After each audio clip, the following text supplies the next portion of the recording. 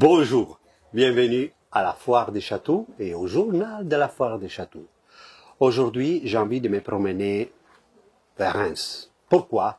Parce qu'il y a un monsieur, un certain Eric, qui est ici à côté de moi, qui voudrait me parler de champagne. Alors, c'est parti? Parlez-moi alors de ta passion, de ta vie, comment ton parcours t'a mené à t'occuper de cet nectar qui sort de notre chère terre.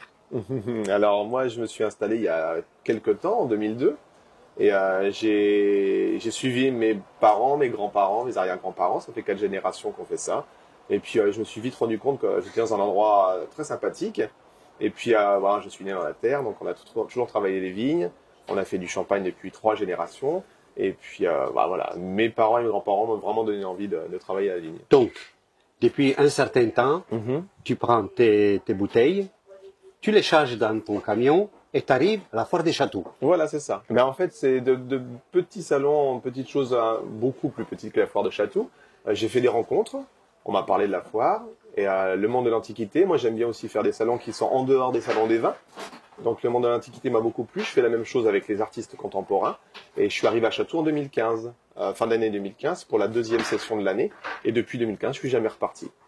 Et donc, tu es situé dans un îlot, disons, un îlot de plaisir. Oui, voilà, Hein? c'est ça.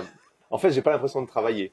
Voilà. Parce qu'au lieu de faire des dégustations et puis de faire connaître mon champagne, j'ai fait un petit bar à champagne pour faire une animation. Et en fait, je me suis vite aperçu que c'était le rendez-vous, voilà, rendez-vous quotidien de tout le monde. Donc ça m'a beaucoup plu. Rendez-vous toute la journée. Alors il y a des journées un petit peu plus calmes que d'autres en semaine, mais le week-end ça tourne bien. Et puis je retrouve toujours les exposants en fin de journée le soir. Le soir, quand tout le monde commence à fermer, ils se retrouvent au bar et ils viennent. Et alors là, il rit, il raconte le déroulement de la journée, c'est festif. il plaisante. C'est ça, que les journées soient belles ou pas, qu'il y ait eu du monde ou pas. Ça se termine toujours pareil autour d'un verre de champagne. Donc ça, c'est très agréable. C'est plaisant, oui. Je voudrais revenir un peu sur ton parcours. Je crois que tu as commencé vraiment jeune. Oui, alors en fait, dès que je suis sorti du collège, je me suis orienté vers le lycée d'Avise, où j'ai fait mes études de vigne. Et après, j'ai perduré jusqu'en BTS, que j'ai terminé en Alsace. Et j'ai fait des stages en Australie, aux États-Unis, pour pouvoir voir un petit peu le rayonnement de la culture vin et puis du champagne aussi, et voir un petit peu comment travaillaient aussi nos voisins. Et puis je me suis installé juste après, donc j'ai fait mon service militaire, j'ai fait partie des dernières personnes qui l'ont fait. À l'époque, j'avais des cheveux courts. Et puis après, donc je me suis installé en 2002, officiellement. Et puis voilà, j'ai jamais arrêté en fait jusqu'à maintenant. Tu as découvert les vins ou les champagnes qui produisent à l'étranger, comme tu m'as dit, en Australie. Le champagne n'existe que en Champagne. Ouais, non, mais tu sais, ils se sont inventés des petits parcours particuliers. Disons, parlons du vin. Et tu as vu une évolution énorme dans ces pays aussi? Oui, une évolution. Et il a fallu se faire aussi aux lois qui font que l'abus d'alcool est dangereux pour la santé. Mais on est aussi monté énormément en qualité. Parce qu'il y a très longtemps, tout le monde essayait de faire aussi un petit peu de vin. Il y a certains pays qui ont fait des très bonnes choses et d'autres qui ont moins réussi. Mais historiquement, l'Europe et la France sont des pays du vin. Et voilà. Donc la qualité monte de plus en plus. On arrive à faire des choses un peu plus pointues. Moi, par le fait d'être passé en biodynamie il y a quelques années, j'essaie aussi de donner ce challenge de travailler différemment. Pour moi, pour l'environnement et puis pour être vraiment au cœur d'un produit de qualité. Mais les évolutions suivent, on essaie toujours de faire mieux chaque année. Et la biodynamie, tu peux nous expliquer un petit peu comment elle fonctionne, comment elle procède et quels sont les résultats?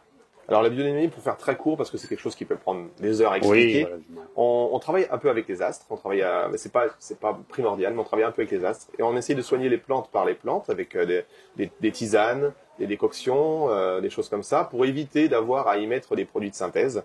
Donc de toute façon, c'est interdit en bio et en biodynamie. On utilise de la chimie naturelle, éventuellement un peu de cuivre, un peu de soufre.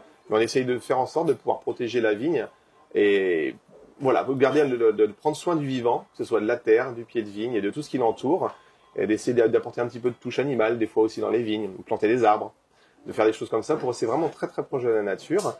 Et à côté de ça, s'ensuit la vinification. Quand on a des raisins entre guillemets sains et bons, on a une vinification avec très peu d'intrants. Donc on essaye de respecter au mieux le fruit jusqu'au bout. Donc on utilise des levures indigènes qui sont déjà présents dans le raisin, on rajoute rien. Et on suit le vin, on écoute la nature, tout en étant pointu sur la qualité. Et tu me disais qu'au bout des 3 ans, tu peux avoir la certification Déméter qui te permet de... C'est ça, oui. Donc en fait, oui, c'est 3 ans de conversion. Entre une personne qui sera intéressée qui travaillera entre guillemets raisonnée, qui voudrait faire du bio ou de la biodynamie, il faut 3 ans de conversion. Parce que la vigne est une culture pérenne. Donc on lui laisse le temps d'éliminer entre guillemets les toxines, si on peut appeler ça comme ça, et puis pouvoir derrière être certifié par un organisme. Moi j'ai choisi Déméter, qui est reconnu internationalement et qui certifie, qui assure aux clients qu'on a les bonnes pratiques biodynamiques. Vous vous rendez compte, à la foire des châteaux, on rencontre toute cette petite pépite, pas seulement dans l'objet, pas seulement dans les meubles, mais aussi dans la dégustation d'un champagne de qualité. Voilà ce qu'il propose la foire des châteaux. Pour cela, avec Eric, on va se déplacer sur son stand, on l'appelle le bar à champagne, qui est juste à côté.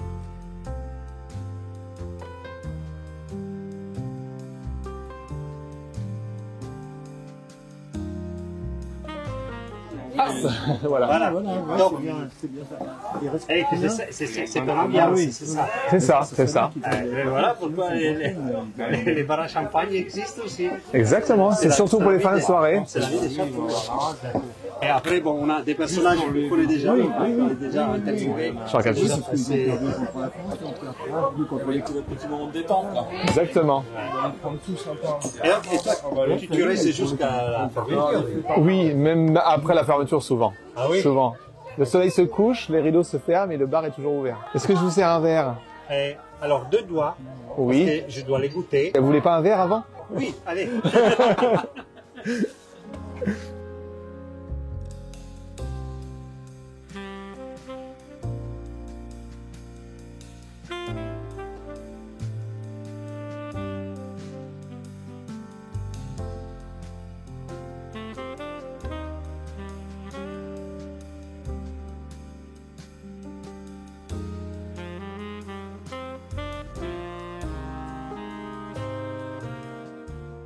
À tout le monde, santé. Merci Eric. Santé. Merci à vous tous. Et bonne foire de château. Je ne sais pas si on dit on boit du champagne comme de l'eau pétillante. Et je dirais que c'est pas vraiment vrai. Parce que son champagne, je l'ai déjà goûté à plusieurs reprises, il a une délicatesse, il a un goût profond, il a un goût... je peux pas vous l'expliquer, il faut venir ici à Château pour les goûter. Alors Eric, t'as pas eu des événements qui se sont déroulés autour de ton bar à champagne? Si, on vit beaucoup de choses au bar à champagne, si ce n'est que voilà, quand le vigneron devient barman, donc on écoute un petit peu, là, on a un petit peu les potins et les ragots de la foire de Château. Donc je sais beaucoup de choses que personne ne sait. Et deuxièmement, on a aussi des visites agréables de personnalités qui peuvent passer. J'ai notamment eu Jean-Pierre Pernaut ou Mylène de Mangeot. Des gens qui viennent trinquer gentiment et on peut discuter, on peut échanger naturellement et j'ai ce souvenir de Jean-Pierre Pernaut qui était une personne humaine. Enfin, je vais pas expliquer ce qu'était cette personne, tout le monde la connaît très bien.